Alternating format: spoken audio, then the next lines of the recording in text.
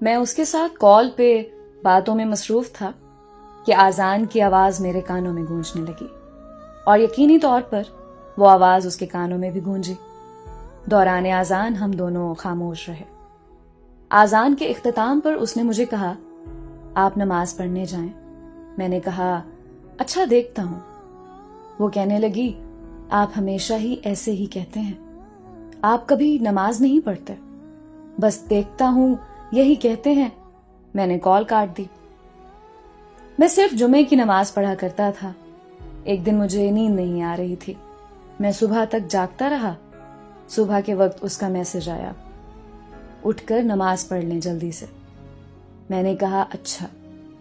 اس دن نماز پڑھی، وہ بہت خوش ہوئی، پھر بولی، آپ کو پتہ ہے شادی کے بعد میں اپنی صبح کا آغاز کیسے کروں گی؟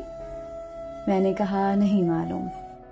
وہ کہنے لگی، ہم دونوں صبح اٹھ کر نماز پڑھا کریں گے، میں آپ کے پیچھے جائے نماز بچھا کر نماز ادا کروں گی۔